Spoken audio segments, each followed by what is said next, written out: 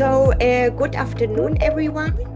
Thank you very much for joining us today. I'm delighted to welcome you today for today's webinar on community-centered approaches in disaster risk management, insight from Resiliage Core Lab. My name is Nike Fakina, Project Coordinator at Voljes, and I will be your moderator for this session. But before we begin, I would like to inform you that we will plan to record this webinar, and we will also activate subtitle translation into other languages. Your participation in the session implies your consent to be recorded. If anyone has concerns or prefers not to be recorded, please let us know or feel free to reach out to us privately via the chat function. We are privileged to have an esteemed panel of speakers with us today who will share their insights and delve into how Resiliage core labs are pioneering disaster risk management strategies that prioritize local knowledge and heritage to build resilient communities. Before we begin, allow me to introduce briefly our distinguished speakers. First, we are honored to have Rosa Tamburino, who is full professor at architectural history at the University Politecnico di Torino, Polito, and coordinator of Resiliage, a 3-year Horizon Europe project that aims to build sustainable, resilient communities with local heritage drivers. Today, Rosa will be presenting on the concept of the Core Labs framework and the CIRI framework. After her intervention, I will pass the floor to each of our 5 Core Lab representatives, who will provide us with a description of their local regions, highlighting key weaknesses and hazards, as well as the network of local stakeholders, to give us a clearer understanding of the risk factors in their areas.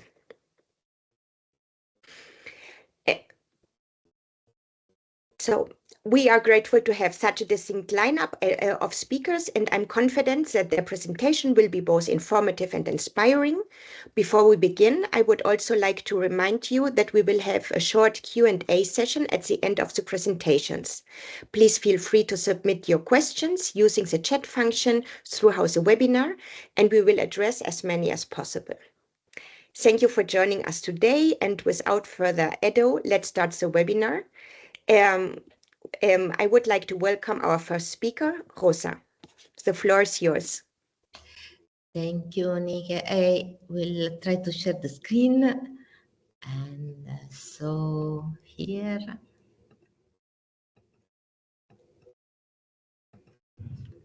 Okay.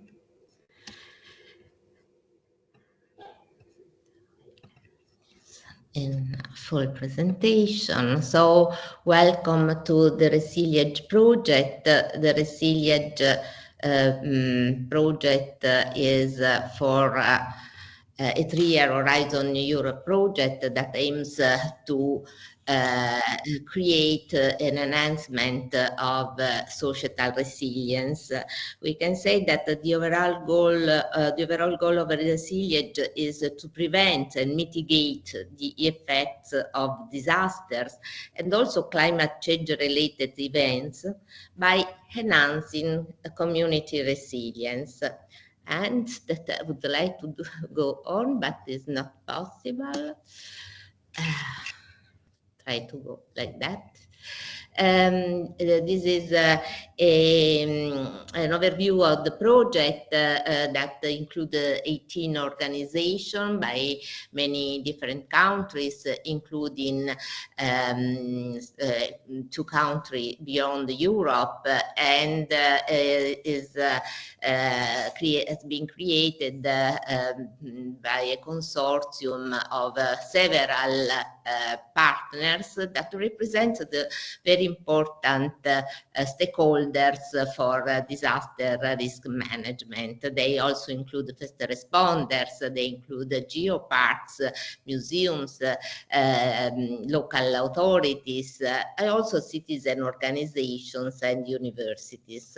And beyond our partners, now we have new associated partners from many countries, also international partners, and to focus on our mission. We can say that Resiliage really put at the center of its actions the local communities by creating a multi-hazard and multidimensional framework for innovating resilience. Our claim is revolutionizing community resilience, because we also consider not only gaps, weakness, but also some important strengths, such as heritage as a valuable resource for the communities and a resource for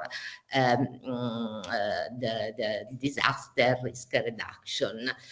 We have target groups that are also part of our consortium, as I mentioned, the first responders, policymakers, knowledge organization, and citizens and civil society organization. In these 3 years, at the moment, we are at month 20, so we after mid-project, and we have already delivered many reports and achieved milestones that are very important for starting to share our experience and our achievements. And this important community center approach that we implement in our project is for developing local-based analysis, for identifying heritage drivers, for prioritizing the indicators of societal resilience, and to create our digital tools as soft solution, and finally enhancing preparedness plans. All these activities are developed with local communities that after my presentation will explain their sites and their hazards. And our approach is to consider this local important contribution to the knowledge toward global policy development. In our specific objectives, that are 7 listed here, you can see that we mention expressly in our objectives the idea of co-shaping and co-developing a data-driven knowledge with community resilience labs that we call core labs. And also we validate this kind of actional knowledge that we build together, also validating in activities with our core labs. So what are core labs? Core labs are 5 scenarios that we have included in shaping our research project. They represent large-scale scenarios in 5 different countries.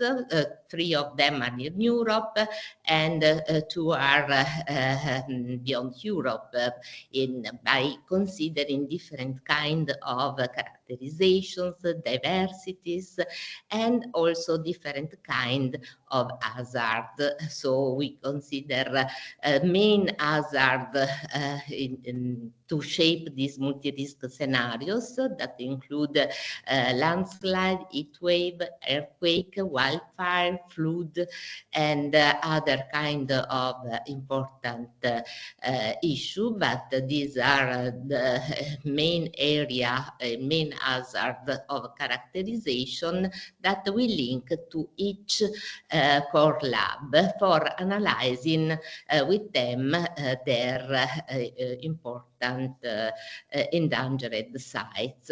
And by considering these characterization shaping the multi-hazard scenario, we also included a governance scale in order to understand differences activities in scale of disaster risk management, so from cities to region to cross-regional scale. Moreover, you can see here this CIRI framework, that means systemic resilience innovation, that we have considered to include some research areas specifically focusing on each core lab. So they are socioeconomic resilience, active memory, social interactions and inclusiveness, health and well-being, adaptive governance. In each core lab, we especially deepen this kind of analysis and surveys in order to understand important aspects in building resilient, sustainable societies. So we consider that is very important learning from local scale, because we can better understand in the disaster into its context, including different layers, different kind of situation, conditions, variations in society, such as environmental, socioeconomic, psychological, historical, cultural. And we are also considering gender and issue and vulnerable groups.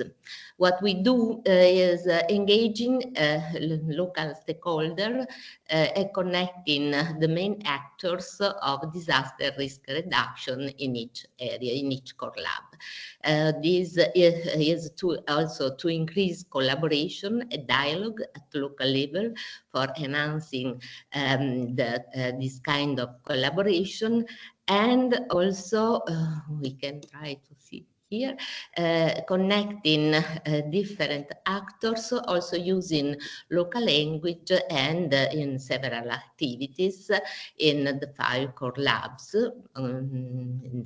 We have undertaken place-based analysis, co-mapping vulnerabilities, local heritage, by considering creative activities to engage people and citizens, and also other actors of important for disaster risk management, such as local authorities, first responders, and so on, for creating this intense dialogue and collaboration.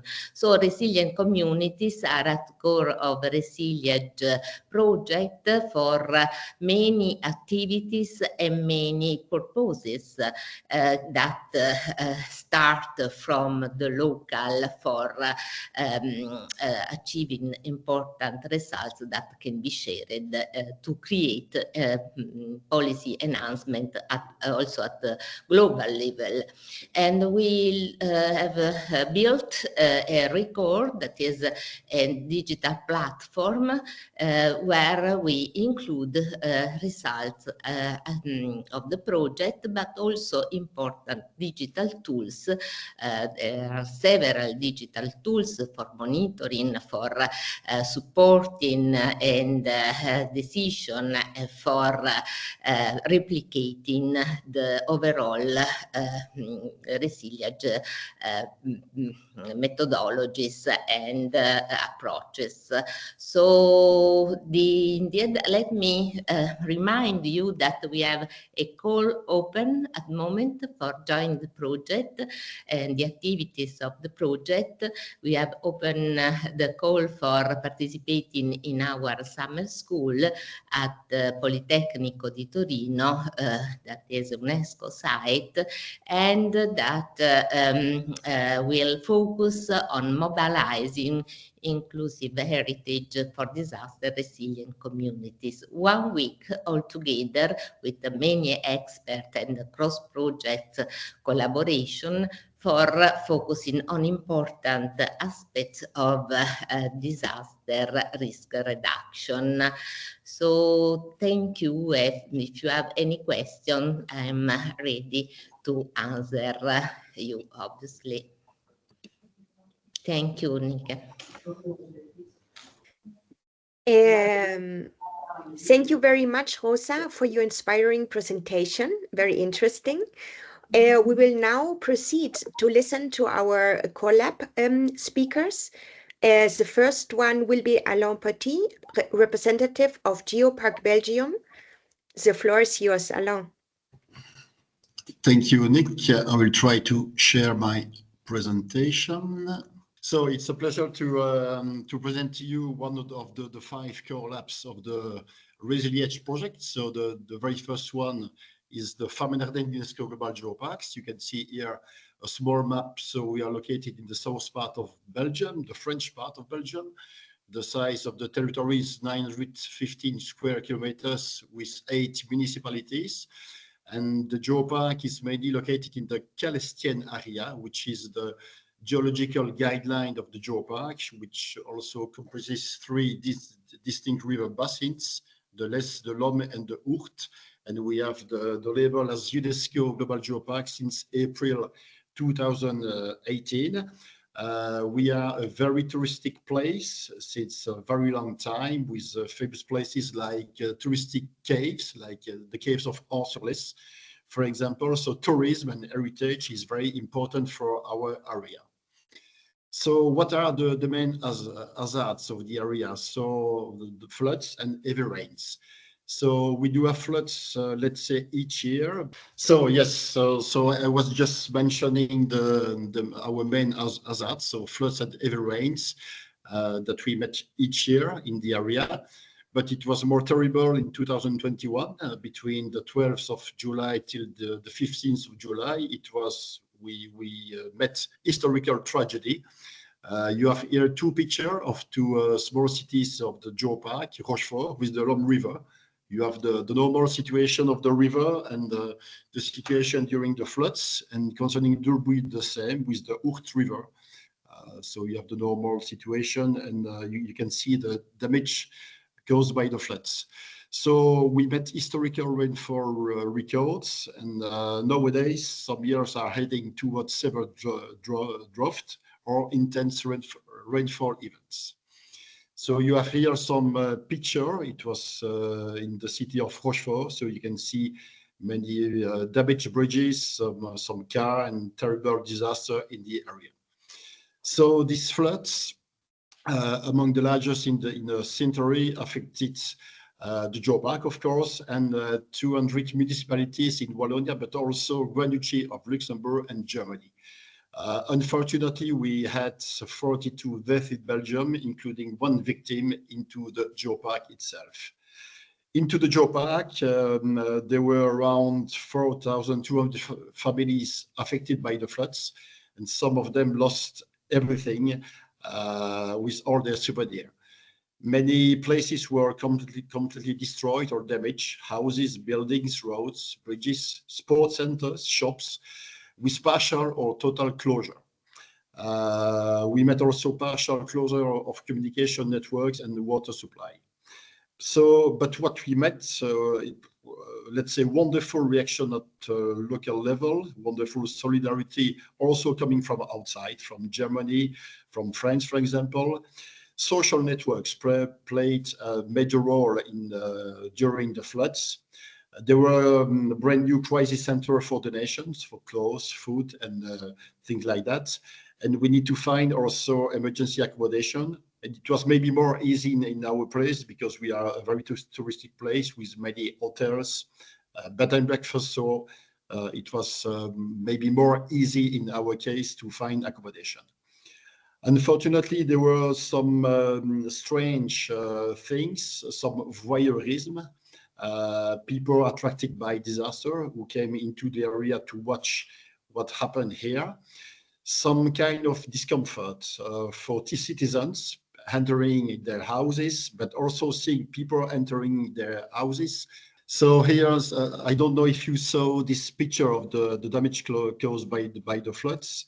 And so I was mentioning, yes, some discomfort situation about citizens because they are to go back to their houses and with first responders. So it was a kind of discomfort from citizens, but also a strange communication because there were many wrong information shared on social media So it was quite difficult to know what was the official truth concerning what we have to do, but also the press, because the press explained even 1 month later the floods that it was impossible to come into the geopark, which was not the case. So the press played also a strange game during and after the floods. So the next slide, what about the core lab network of the Van Erden concerning Resiliage? So we have very interesting involved communities in the process: Red Cross, the first responders, the municipalities, so 8 municipalities, the provincial crisis center, which is depending on the federal power in Belgium, the geopark itself with some environmental associations, some geologists because of the geopark, of course. As we are a very touristic place, some museum and tourist attractions, tourist offices, some river contract center concerning the Ourt and the Lesse, which are 2 main rivers into the geopark, citizens, of course, and some university through the geopark, because we do have a scientific committee. So Resiliage is, let's say, an exceptional opportunity to create an exchange platform in order to be better prepared for the future. So I think it's my last slide. So what were the objectives and the expectations? So during the 2 workshops that took place into the geopark last year and this year, the idea was to share experiences related to the natural disaster, also to analyze weaknesses, threats during the management, defining the gaps and the solutions related to the floods, speaking about solutions and needs, speaking about heritage, because Resiliage is a contraction between resilience and heritage, and also to define projects that will involve the community. During the second workshop, the idea was to make an exhibition on climate changes regarding the heritage. So it was a nice idea during the second workshop. So the last words of my presentation. So by the management of the bottom-up process, the final step will be to co-create digital tools and soft solutions for implementing actions and developing preparedness plan. The aim is, of course, to strengthen and support local and provincial emergency plans for the benefits of communities regarding heritage as a driver. Thank you very much, and sorry about the sharing, but that's it. Thank you very much. That's kind, Alain. Thank you very much. I would like to give the word to Frode Theisted, who will introduce Corlab from Trondheim, Norway, or Marita Höll.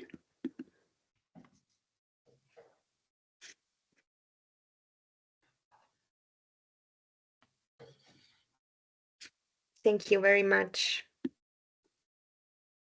So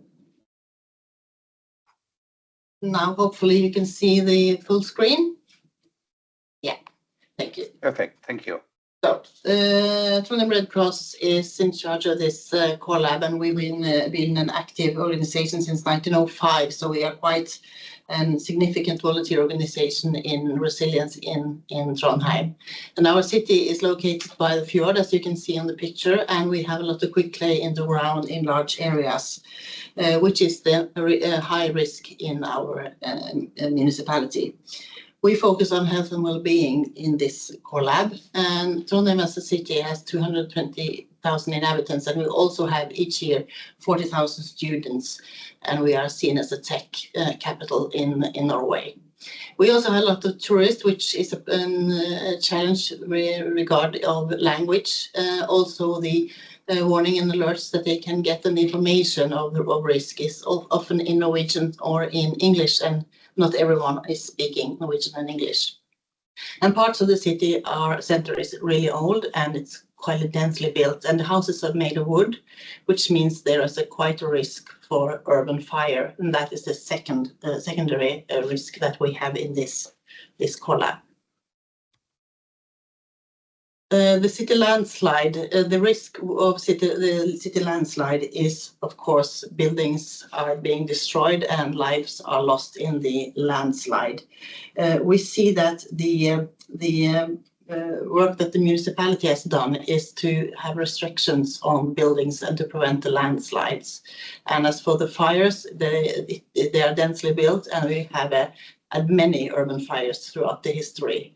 Which means that the municipality has done a lot of work in preventing this with fire barriers in buildings and strict safety requirements, and also broaden the streets that they can have to be protective of fires.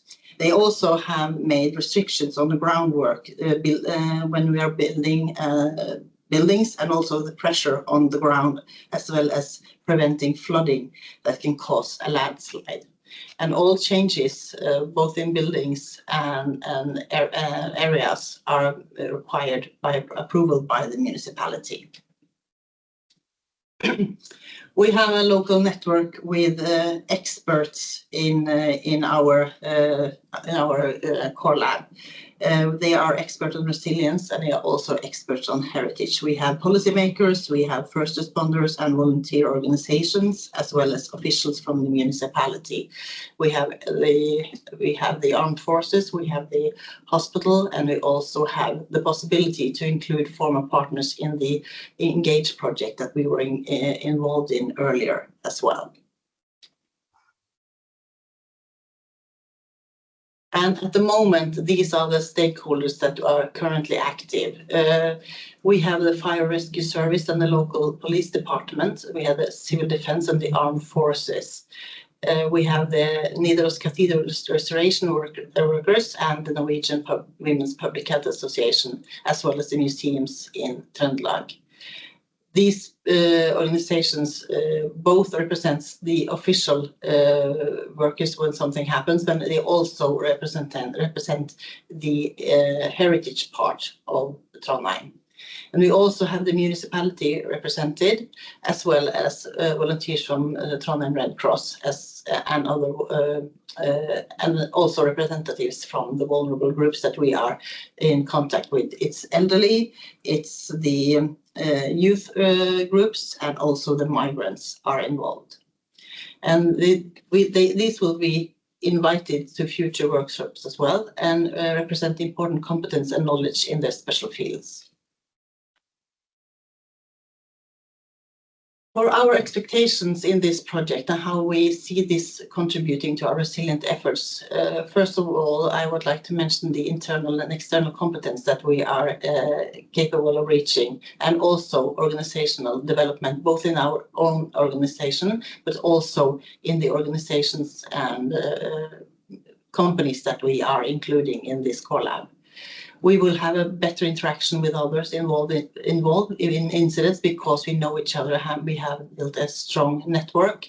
This means that we will more easily could reach each other and know what kind of resources each member are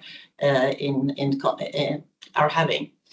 We will also see that we have increased the awareness in the population, especially among vulnerable groups. And this is important, because when the vulnerable groups know what to do, they will not be a burden, to say so, for the municipality. They will be able to take care of themselves and also of others, their neighbors or family members, which means that the municipality will be able to take care of those in special or dire needs. And we also see this project as a really important method to develop methods and new systems for learning and warning, because we know it's important to train, and it's important to know what to do when you get an alert and need to be evacuated from an area or need to take care of yourself when something happens. Yeah, I think will conclude what's from Trondheim Red Cross, and if there are any questions, I will be happy to answer them as well. Thank you very much. If you want to be next, Babis Fasoulas, who can share insights from Core Lab in Crete, Greece. Yes. Thank you very much, Babis. The floor is yours. Thank you. Thank you very much for this invitation. Good afternoon to everybody. Let me try to see if it will work. I suppose you see presentation, but does it appear now in presentation mode? Yes. Now, yes, it's working perfect. Okay, now, excellent. Thank you. Excellent. So I'm going to present you the Cretan Core Lab, as we call it.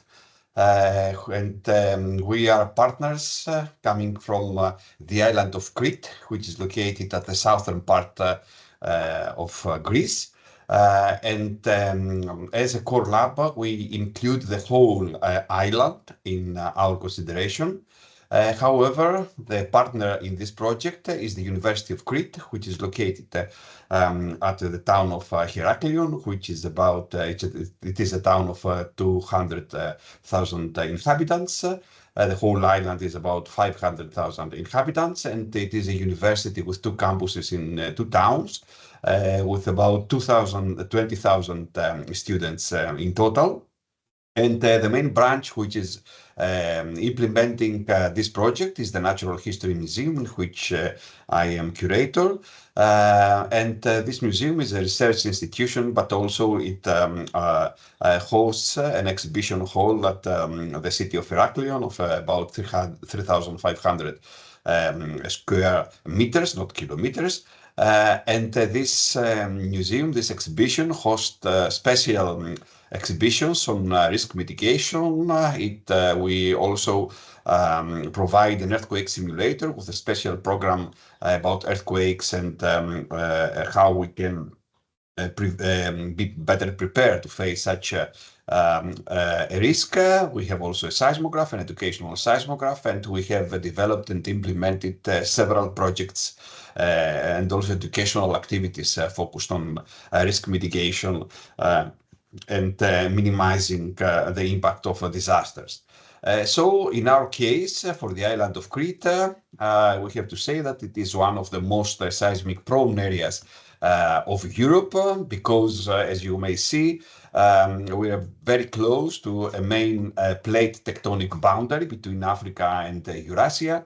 So we are an area with a lot of earthquakes, both in past but also in present. And so this is what defines our main hazard and risk, which are the earthquakes. However, located in the Eastern Mediterranean, in a dry, let's say, climate in general, we are also facing wildfires together with floods, especially the flash floods are those who are affecting our territory after heavy rain and storms.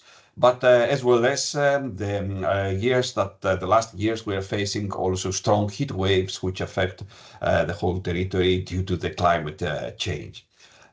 So in our case, we used a very special earthquake event. We call it the Arkalohori earthquake, which is an area in central Crete, quite close to the town of Heraklion. This area, the Arkalohori area, which was a very big village in that particular territory, faced a very peculiar earthquake sequence, which started on the 5th of June in 2021 and created a main shock of 6 Richter scale on 21st of September after 3 months of foreshocks. The main shock that you can see here with the big star actually was located beneath the main area of Arkalohori. And it caused a lot of damages, not only this area, but in a broader area, reaching even the town of Heraklion. It has been estimated that more than 7,000 houses suffered critical damages. 3,900 should be demolished. And fortunately, I would say we had only 1 human victim, which was killed by an aftershock. Several studies used by based on on satellites like interferometry revealed that the central part of this particular basin, which is called the Alkalochoric Basin, the area with the deep blue that you see, was subsided during the earthquake at about 20 centimeters. However, we didn't have any appearance of the fault on the surface, but this subsidence resulted in a vertical, as we say, peak ground acceleration, which reached almost 0.8 g, which means almost the gravity. And this caused all this serious damage to the broader area and the territory. What was very peculiar in this situation is that the aftershocks actually lasted almost 1 year. So this imposed a lot of stresses, not only to the buildings and the constructions, but mainly to the people who are suffering all this very stressful condition. And this condition was further increased by rumors regarding a more stronger earthquake that could take place in the area, as well as fake news regarding the reasons of the earthquake, which actually increased the fear that a stronger earthquake might happen after. And of course, this caused further psychological burden to all the residences. Just to show you some images, the old part of this city, which was laid on very loose sediment, was strongly affected in respect to the rest part of the town, which was on a rocky basement. Most of the damages occurred on those constructions which were in the loose sediment. This is one church that was totally destroyed, and it's the church that we had the victim actually of the aftershock. Many monuments also, like old mills, windmills, and other buildings were critically damaged or demolished in totally. The churches of the area faced some of the strongest impacts, as you see here, as well as a lot of course, buildings, either old, made by stone, especially by stone, but also some newer houses were actually strongly affected, and of course schools. And this caused the main problem because all the schools in this territory couldn't be used further, and so we had to find other temporary solutions. Of course, immediately after the crisis, there were a huge effort to support the people with installing shelters and camps, and offer the first aid, I would say, to the people who were left homeless. So as a core lab, we try to use the memory that our society actually has gathered all these past years and centuries regarding disasters. We are trying through this active memory to identify value systems and those issues of the culture that would help us to cope with the psychological but also the material damages. But unfortunately, after all these years that have passed, almost 3 years, there are quite few changes. The houses have not been rebuilt. There are a lot of people staying still in the temporary shelters. So still there are problems with managing especially this crisis, and also potential others that might appear in future. So our core lab actually was designed having in mind these main risks and the problem that we have to face in regard to the earthquakes. So we had invited first responders, which means from the fire brigade and those from the health sector that are immediately acting in case of an emergency, civil protection volunteers, that we have several groups working here, local authorities, meaning the municipalities and the regional government, the local church, which, as we identified during our first workshop and visit in our Kalahari area played a very crucial role in offering support and psychological compensation to the local people. Local development companies, which are mainly local authorities-based companies, but they are entitled to support the local development. Local museums also, various kinds of local museums, educational centers, cultural associations. There are almost in every year, in every village, small clubs focused on enhancing and promoting the local culture.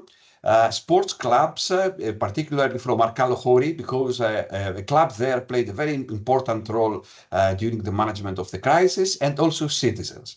So these were the main target groups that we actually invited to this core lab. So at the first core lab that we organized, about 30 participants took place from the first responders. I mean, this is the health sector, which actually was engaged during the earthquake of Kalahari. 4 different civil protection volunteer groups acting in different places, as well as the Red Cross civil protection volunteers. We had participants from the municipality of Kalahari and the municipality of Heraklion, which is the main city, as well as from the region of Crete, especially the civil protection department. From one local company which is located in Heraklion and was engaged also in managing the crisis of Kalahari, especially after the crisis. 2 museums, the Historical Museum of Heraklion, the Archaeological Museum of Heraklion, and the Natural History Museum, of course, which was the host. The Environmental Education Center of Kalahari and Archanes, which was nearby. One cultural association from a close village, the Kalahari Sports Club, as well as 5-6 citizens from Kalahari and the Heraklion. At this first workshop, we tried to identify what was to assess actually the management of Kalahari crisis, to identify where were mistakes, misfunctions, and what we should improve in future, as well as to identify the cultural assets of the broader territory that we could use under this project. During the second workshop, we had again several civil protection volunteer groups. We had the bishop, however, of Heraklion, the representative from the bishop, from the municipality of Heraklion, the region of Crete, the local development company, one other museum, which is a folklore museum, 2 environmental educational centers from Crete, another science educational center from Heraklion, a cultural club of a village, which actually now has been joined our project as associated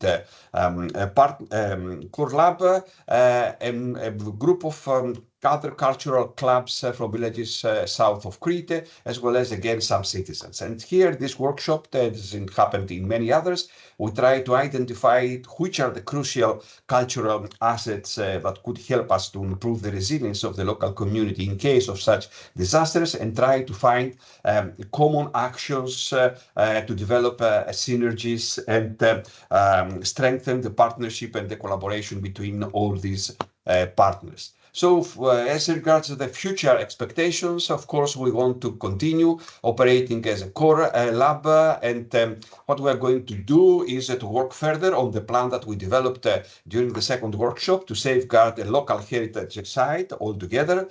To test, of course, in the next phase and evaluate the digital and other tools that the project is going to develop and is developing already. To try to identify synergies that we could develop with the core labs, stakeholders, meaning the local authorities, the church, and the civil protection volunteers, in order to disseminate the tools and the products of Resiliage. And of course, to raise the awareness about these type of disasters that we are facing. Also to develop activities focused on vulnerable groups, which of course, as in our case, are elder, children, but also tourists. We are a very touristic area, and we have identified in our workshop that the messages and the information does not reach tourists, which in case of the summer, almost the same population like the local inhabitants. So it is a big problem also. And of course, to focus on the assets of the local heritage that can help us to increase the local resilience, of course, using the project outcomes. And finally, to develop further activities at the Natural History Museum, as we're doing all these years. So I think these are all that I had to share with you, and I'm at your disposal for any further discussion. Thank you. Thank you so much, Babis. Very, very interesting. I would like to give the floor now to Carlos Carvalho from Naturejo Geopark, Portugal. Hello, go good ahead. evening.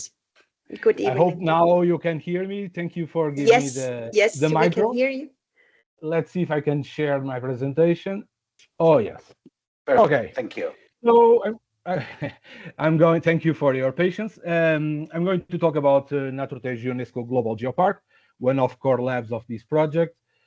We are located in the central east part of Portugal, very close to, in the border with Spain. It's a large area of the country. It's about 5,000 square kilometers, with a population of just 87,000 inhabitants. 50% are concentrated in the city of Castelo Branco. This is our touristic map. And the remaining people are mostly located in very small villages, widespread in this territory. We are talking about over 500 villages. So the number of inhabitants per square kilometer is quite low, 14 inhabitants. Although in some parts, like in the border, you have we have around 5 or less inhabitants per square kilometer. One of the challenges of this territory is the fact that 34% of the population are over 65 years old. But it's also a territory with a huge potential regarding nature tourism. And in fact, it has many protected areas, many protected cultural and also natural heritage. We are a geopark. We have in the territory a biosphere reserve and many monuments that are protected as national at the national level. And we also have more than 1,100 kilometers of hiking trails that can explore all these territory. See, well, the main hazards in the territory, definitely the wildfires is one of the main problems that we are facing, and we are facing this, I would say, at least in the last 25 years. But if we look at the numbers between 1980 and 2020, we can see that the central region where we are located contributes mostly to the total area that was destroyed by fires in Portugal, and that is here indicated by the red line. And also you can see that there has been an increase in the number of not only of fires, but also the areas destroyed by or affected by the fires, and especially there is an increasing number of mega fires. And when we correlate the type of forest that we have with the areas that were affected by the fires and I selected here the period between 2013 and 2017, just to give you an idea. The fact is that the wildfires and the territory of the geopark is this area here. The areas that are occupied by Pine and eucalyptus forests are the most affected by these fires, and the native forests, which is based on oak, is much less affected, as you can see for instance, in the eastern part of the territory. Of course, this has implications. As you can see, this is the typical landscape of the western or northwestern part of the geopark. It's a mountainous area, but with these big monocultures of eucalyptus surrounding most of the small villages that we have in the territory. And of course, they have been strongly affected by these wildfires. This is a view that you can have from the fire that affect one of the last fires that affect this area in 2019, and this historical village that we had the opportunity to visit during one of the Resiliage workshops destroy 40 houses from this historical village, the village of Alver. Another hazard that is related, of course, with increasing number of wildfires is with heat waves. And this is, well, as you can see, the summer mean temperature anomalies have been clearly increasing in the last years. And this is just a projection between 1931 and 2021. Well, about Naturtejo. Naturtejo is Naturtejo UNESCO Global Geopark is a territory. Naturtejo is an intermunicipal company that includes public, 7 municipalities, but also private partners, mostly from the tourism sector of the territory. And what we promote is our cultural and natural heritage, and as well as the sustainable use of this heritage for social and economical development. Through our educational activities, our educational programs that use the heritage, but also the stakeholders in the territory, the promotion of the knowledge of the territory, both to the local communities and also to the visitors, and the promotion of the traditional products and handcrafting through our geo products and geo food programs. The stakeholders that are currently active in the Resiliage project, well, we through the workshops that the 2 workshops that were developed under this project, we realized that the wildfire management is a very top-down structure in Portugal. It's very professional, very technical, very well organized, but does not give much space for the community involvement in all the stages of fire management. Anyway, we are working together with the municipalities, with the local fire brigades, with the Institute for Nature Conservation, and especially the regional brigades that are responsible for forest management, prevention of wildfires, but also educational centers like the Living Science Center. And we managed to engage few locals. In fact, it's not easy to engage the locals, although it's a problem that affects everybody, all the territory.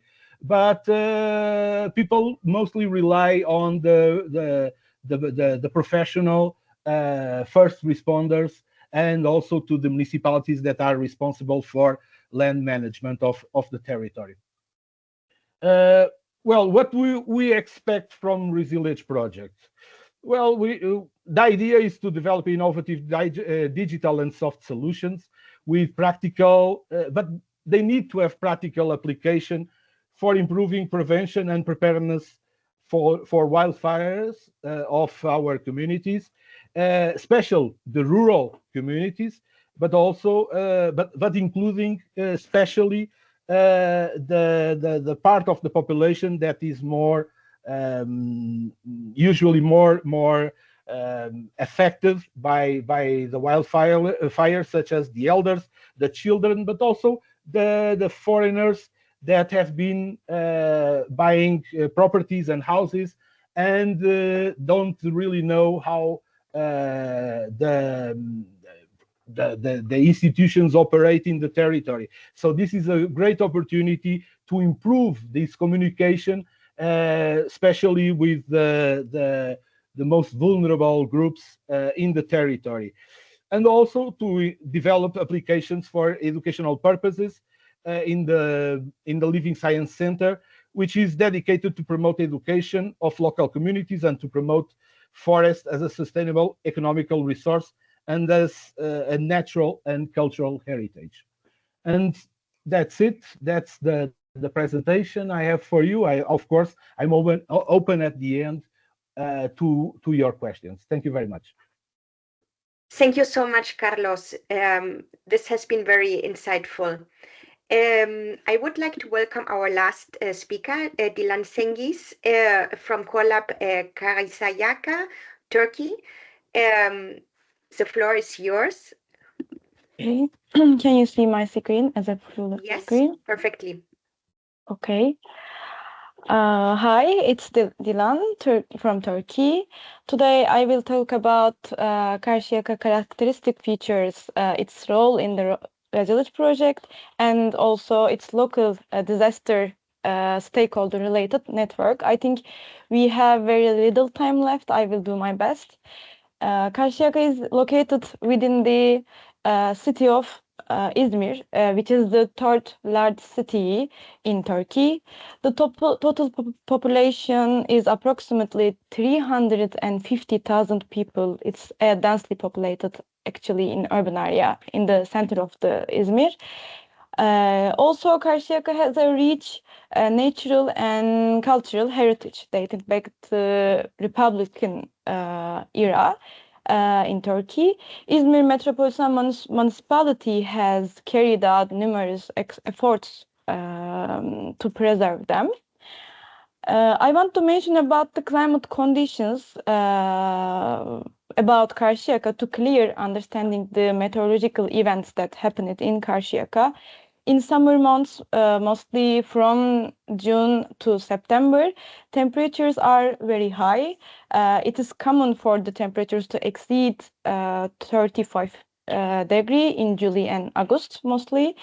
Heat waves occasionally occur and pose risk, especially for the elderly, children, and people with chronic illnesses. In future projections prepared by the IPCC, temperatures in the Karşıyaka region are expected to rise by up to 6 degrees, and the number of the days exceeding 35 degrees is also expected to increase. So the main hazard threat in the Karşıyaka is heat waves. The main reason this is one of the most important issues also for Karşıyaka is the lack of a defined approach to heat waves in Turkey, including an emergency response organization related to them. In other words, the low level of awareness and knowledge infrastructure among institutions and the citizens regarding this issue increases the risk factors. Another significant hazard in Karşıyaka is flooding caused by the heavy rainfall and rising sea levels, which occurs periodically, and of course earthquakes due to its location on an active fault line. Therefore, within the scope of the Resiliage project, we are mostly focusing on the heat waves in Karşıyaka as a secondary with earthquakes and floods. In Turkey, crisis events are classified into two main categories, which is emergency and disasters. Emergencies are typically managed at the local level by the first responders without the involvement of national authorities. Let's say at the national level, the Disaster and Emergency Management Authority coordinates the entire process. At the local level, first responder and volunteer teams affiliate with local municipalities are involved in emergency process. Looking at the past emergency organization efforts, especially during the pandemic, Karşıyaka municipality implemented various initiatives and projects to meet the needs of the citizens and strengthen social solidarity. In this context, the Karşıyaka Solidarity Platform was established in collaboration with the municipality and non-governmental organizations. In addition, during the recent flood in Karşıyaka, central government, municipal teams, and the volunteer organizations worked together to establish an organized response.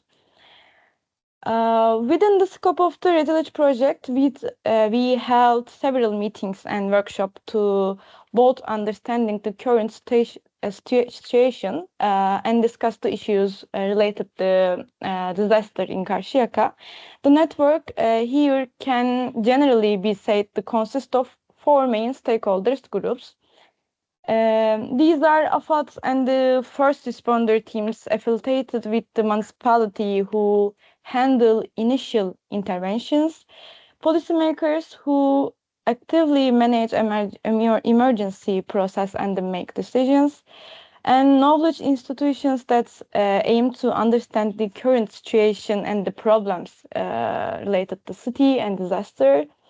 And also, lastly, citizens and the governmental institutions, individuals and non-governmental organizations working as volunteers. Here, policymakers and first responders are key stakeholders in this network because especially in the raising awareness about the heat waves in Turkey and also in Karşıyaka. You can see the detailed names of each stakeholder groups that is working with us in the Resiliage project. And lastly, to emphasize, considering all of Karşıyaka's characteristic features, risks and the networks, the expectation from the Resiliage project can be summarized as a learning from other cities, of course, enhancing the preparedness of the communities, raising awareness about especially heat waves, increasing the capacity of public bodies as well as the citizens, establishing an adaptive governance structure for the disasters, and learning better coordination methods with the national institutions, of course. That's all for now. Thank you. If you have any questions, I will happy to answer.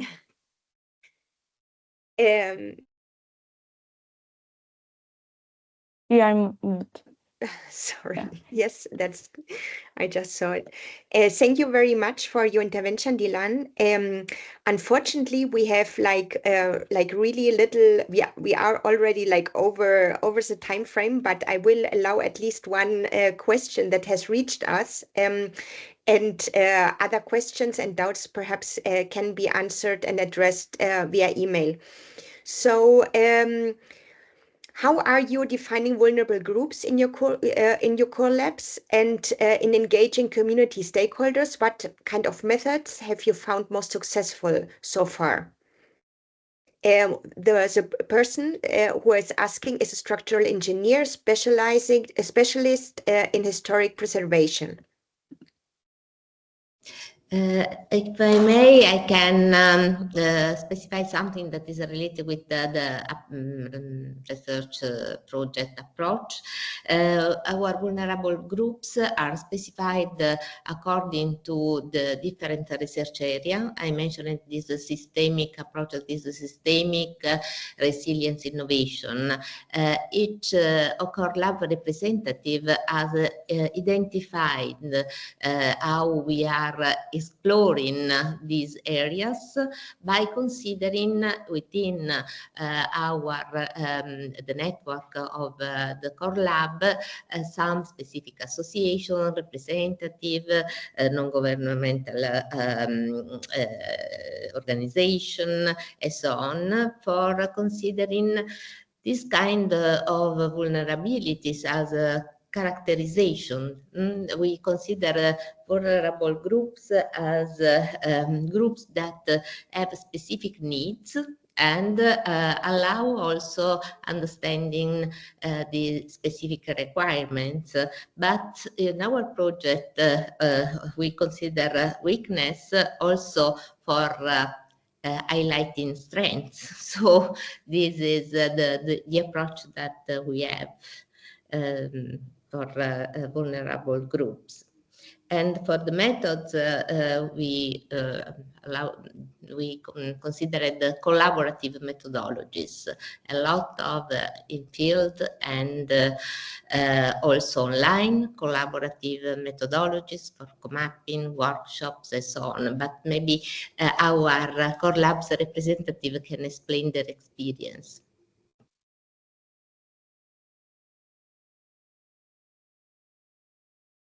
If I'm allowed, yes, in our case, as already Rosa said, we had there were certain groups which were specified as vulnerables, who know very well from several kinds of disasters which are the most vulnerable groups. So during the first and particularly the second working workshop that we organized, our participants identified, especially having in mind the Arcalhori earthquake, which were the most vulnerable groups in such disaster, which means that were the elder people, the children, as well as I said, the tourists, and of course some disabled people. It is something that I forgotten to say, and that's why we actually are trying to focus on these vulnerable groups to support them through various cases. The church plays a very important role, especially for elder people and the rural communities, but also the civil protection volunteers can contribute in other kind of vulnerable groups together with the teachers and educators. Thank you.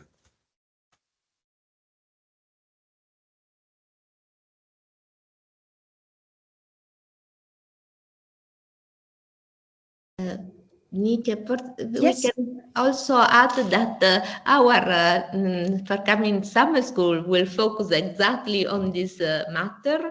We will explore different kind of needs and different kind of inclusiveness, actually, because vulnerable means the other side to be more inclusive. So this is why we will focus on mobilizing inclusive heritage, because it's again an approach to go beyond vulnerabilities.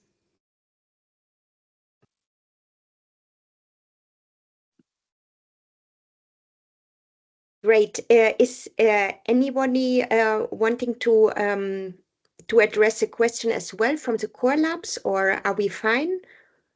Carlos, Dylan, Alain? No? Okay. So this will leave me with some concluding remarks. I would like to thank you all for joining us today. We truly appreciate your time, your engagement, and the insightful questions we just have, and the discussion as well. A big thank you as well to our speakers for sharing their expertise and local perspectives. They have been very enriching. As addressed at the beginning of the session, we have done a recording of today's webinar, and it will be made available soon. We will share the link on our YouTube channel after some post-editing, so stay tuned. And if you have any further questions or feedback, please do not hesitate to reach out to us. And this being said, thank you very much for all. Have a nice evening. Bye all. Bye-bye. Thank you. Bye. Thank you so much. Bye. Thank you.